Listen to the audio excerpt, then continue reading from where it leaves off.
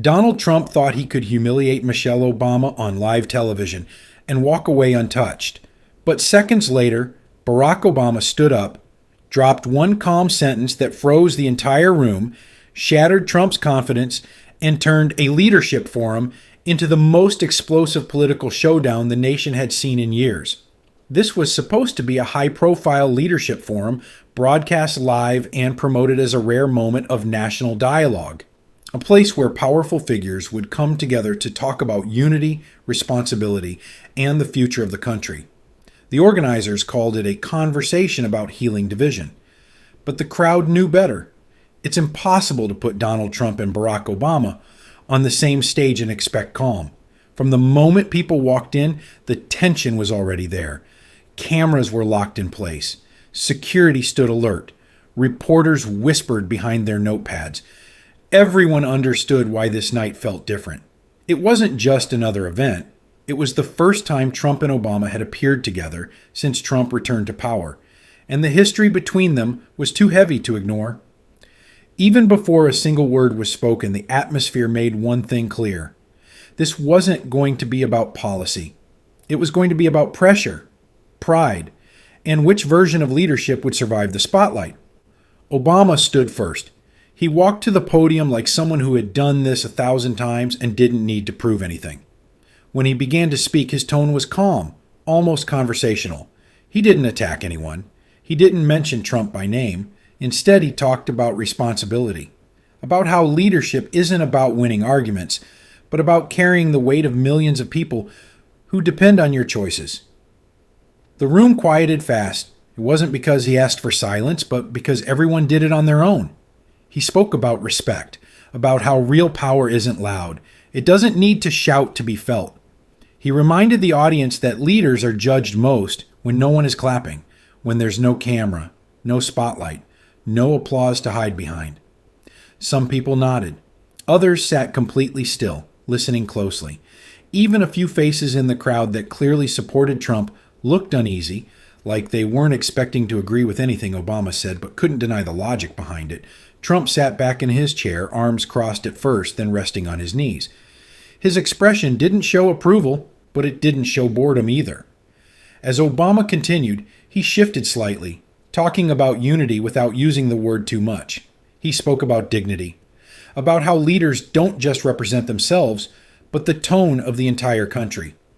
Every sentence felt steady, controlled, intentional, no drama, no cheap applause lines. Just clear ideas delivered slowly, so no one could pretend they didn't understand. When he finished, the applause came naturally. Not wild, not explosive, but strong and real. The moment Trump's name was announced, he didn't walk to the podium, he claimed it. He pushed back his chair, straightened his jacket, and stepped forward with the confidence of someone who expected the room to bend toward him. He grabbed the microphone with both hands and leaned in slightly, scanning the crowd as if he were measuring them. His voice came out strong and fast. He opened with praise for himself, listing wins, numbers, records, and accomplishments in rapid-fire rhythm. Jobs, markets, borders, strength. The words rolled out like a sales pitch.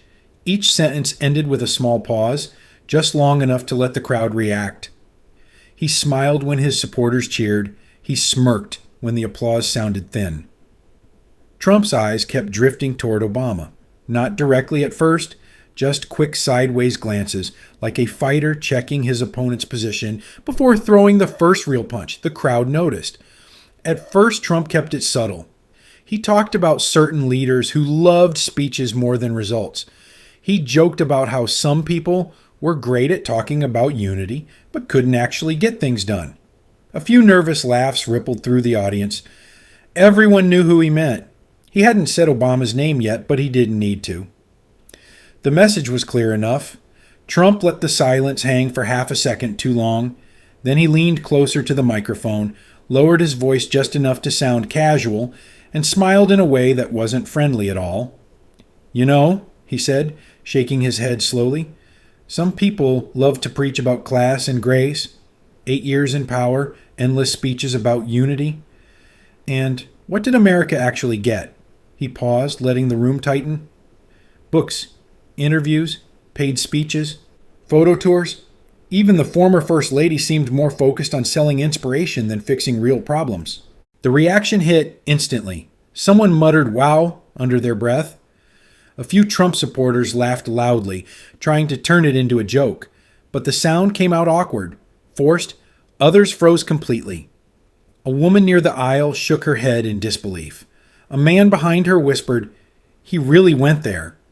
This wasn't policy anymore. This wasn't debate. This was a personal hit, aimed straight at Michelle Obama. Trump wasn't done. He tilted his head again and added, let's be honest. Nice words are easy. Anybody can talk about going high. But when it's time to get real work done, suddenly it's book tours, TV appearances, and feel-good slogans. He gave a small shrug, pretending innocence. That's not leadership. That's branding. His supporters clapped harder this time, louder, more aggressive, as if trying to drown out the discomfort spreading through the room. Obama didn't move an inch. His face stayed calm. No raised eyebrows, no clenched jaw, just steady eyes and still posture. That calm hit harder than any shouted comeback could have.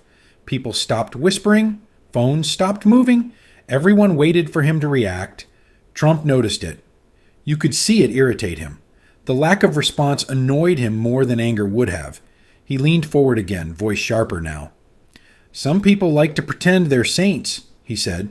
"They talk about taking the moral high ground, but maybe they do that because they've never had to make tough decisions. It's easy to look graceful when you're not actually producing results." The jab landed heavier than the last one. Obama remained silent, but the silence changed. It wasn't passive anymore. It felt heavy, intentional, like pressure building behind a locked door. His hands stayed folded, but his gaze sharpened slightly, fixed forward, listening carefully to every word. Trump misread it as weakness. He smirked again. "I'm just telling the truth," he said. "If that makes people uncomfortable, maybe they should ask why." He spread his hands like he was being unfairly attacked, playing the victim while throwing punches. Obama didn't react.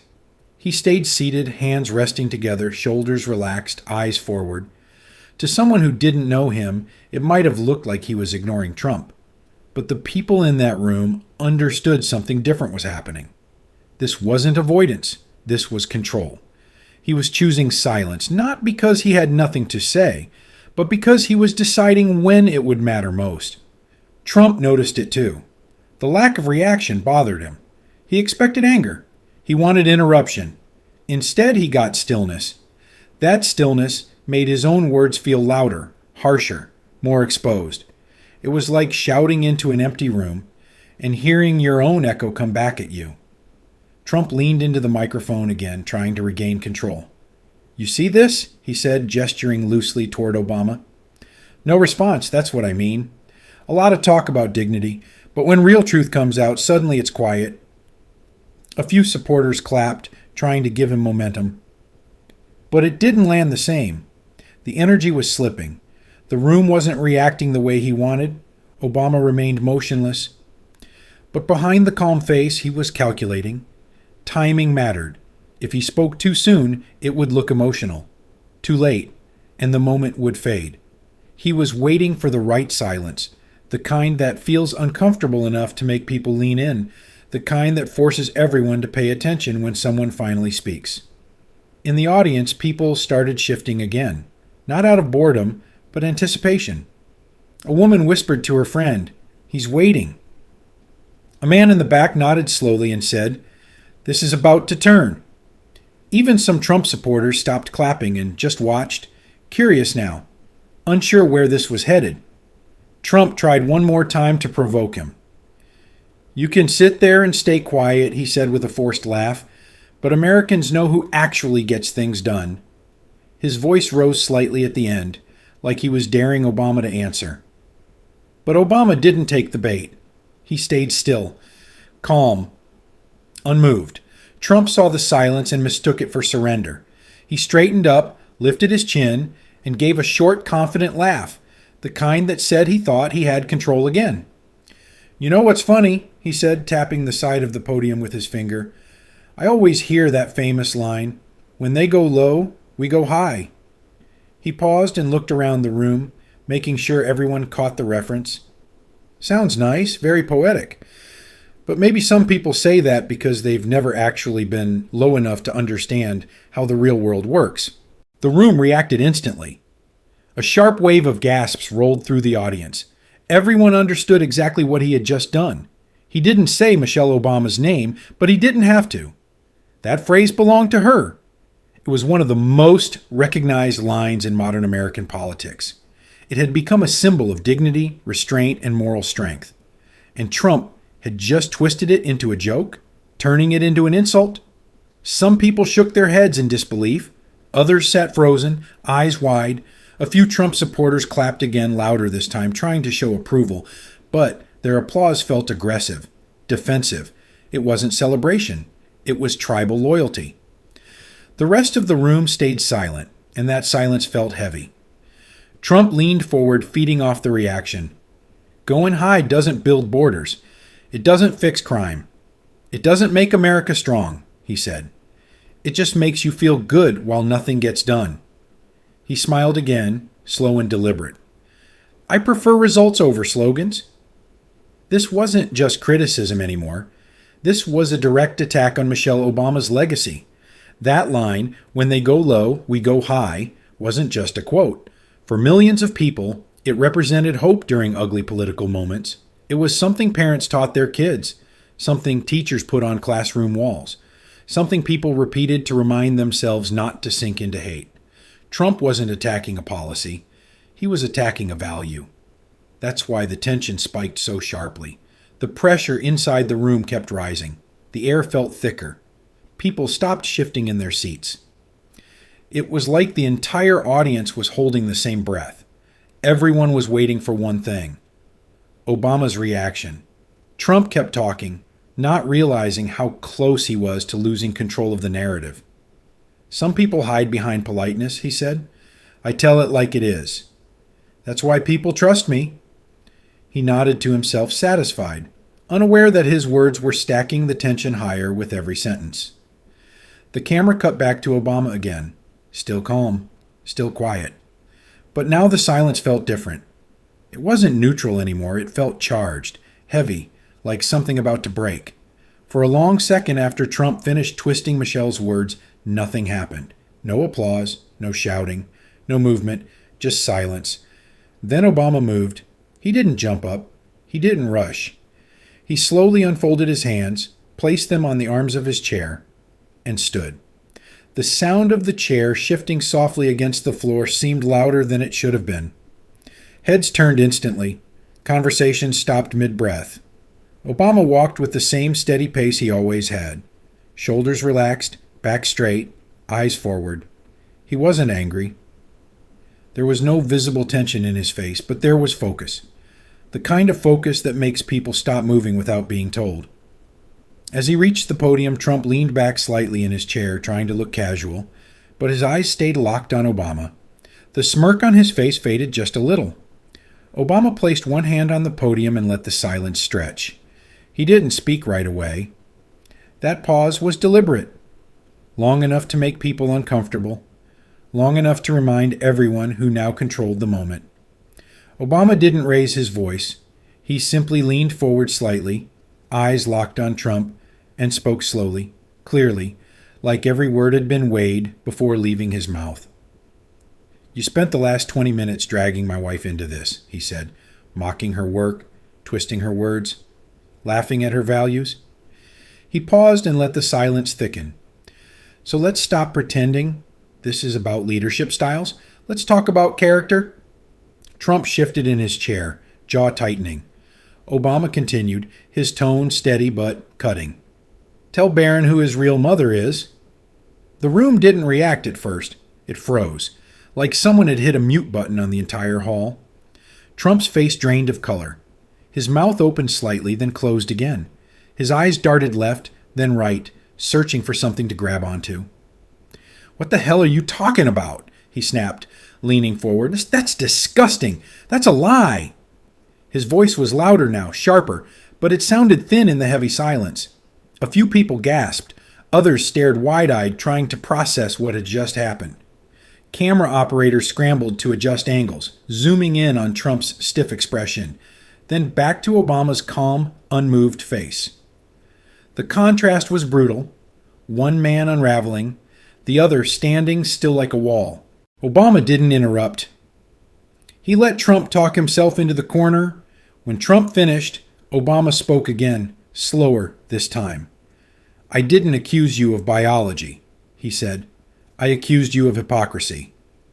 That word landed hard. You don't get to attack someone else's family and then hide behind your own when the spotlight turns back on you. Trump shook his head aggressively. "You're twisting things," he said. "You always twist things. That's what you do." Obama didn't blink. "No," he replied. "I'm doing exactly what you've been doing all night, holding up a mirror. You just don't like what you see in it." A low wave of murmurs rolled through the audience. Some people nodded without realizing it. Others whispered urgently to the person beside them. A reporter in the front row muttered, "This is brutal," while typing faster than ever.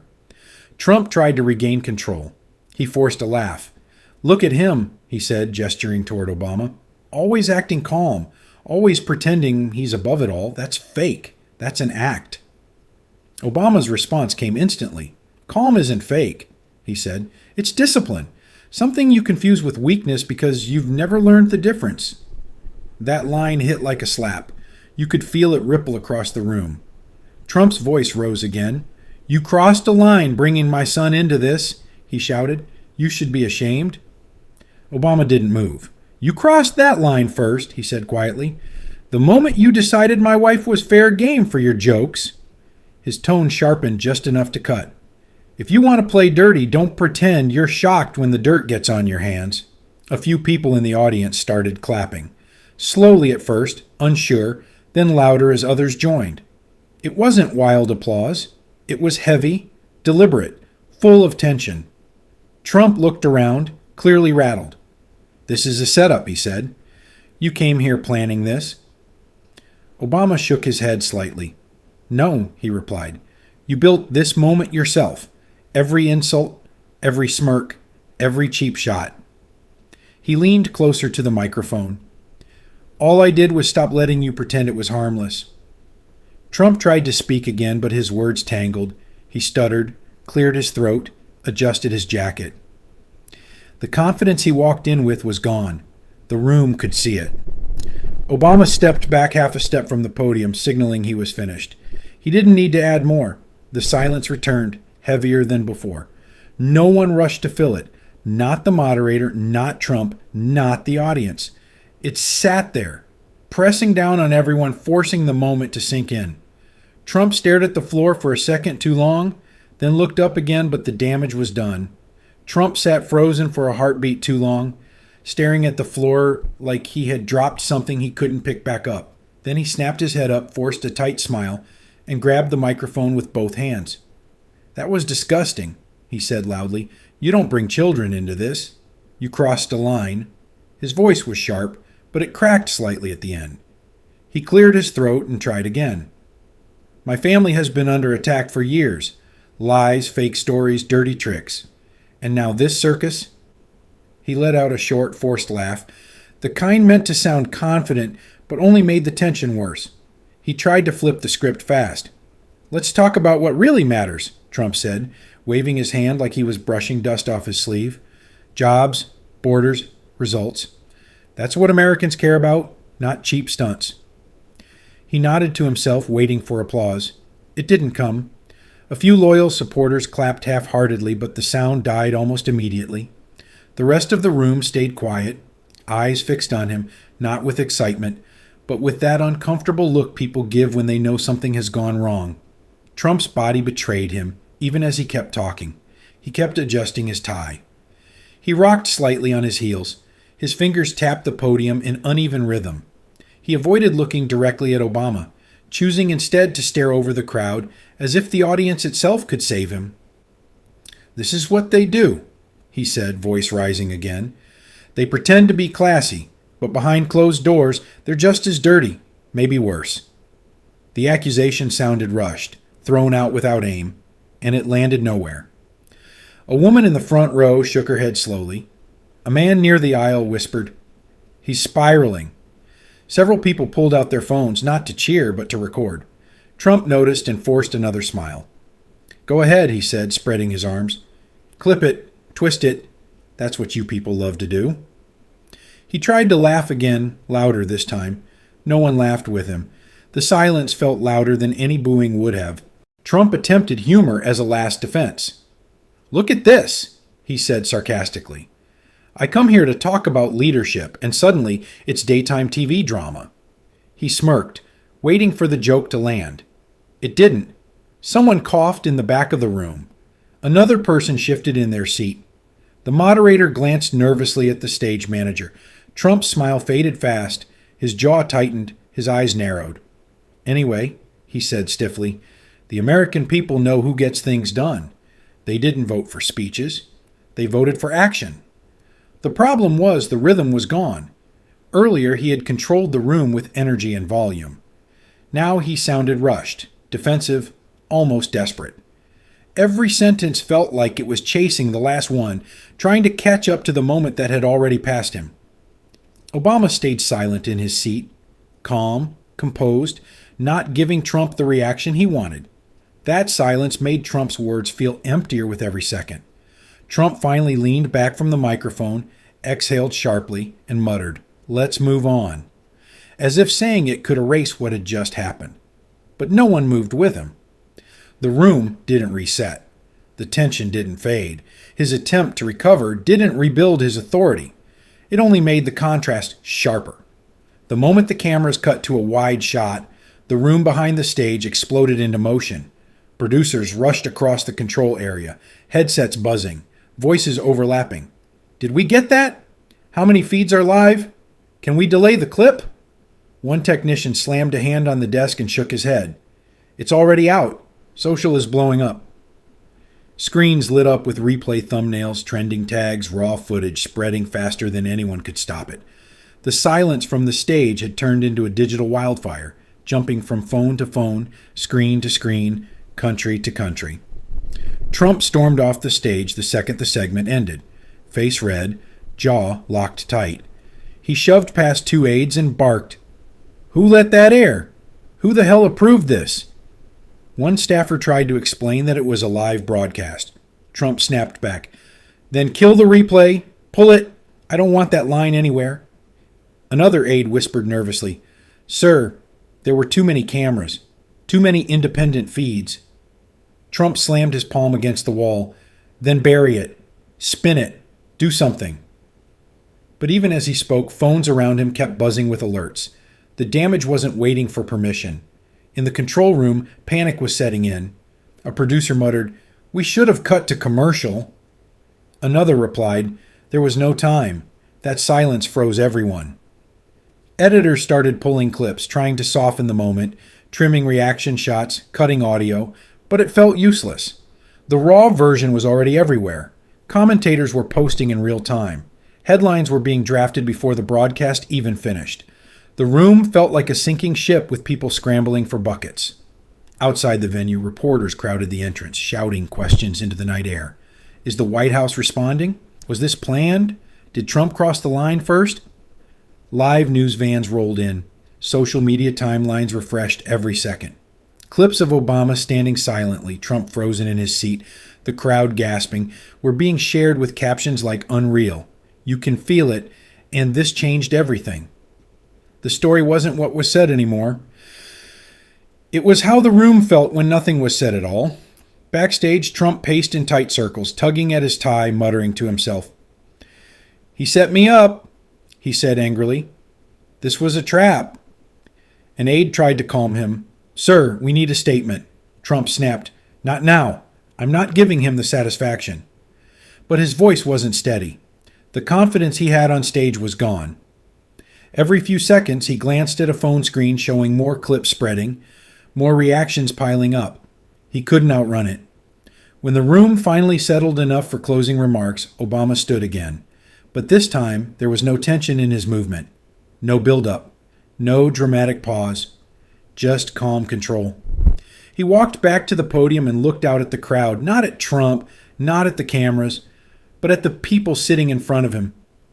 We can disagree, he said evenly. We can argue about policy, about budgets, about direction. That's democracy. But when we lose respect for each other, when we treat people like targets instead of humans, we don't just damage politics. We damage ourselves.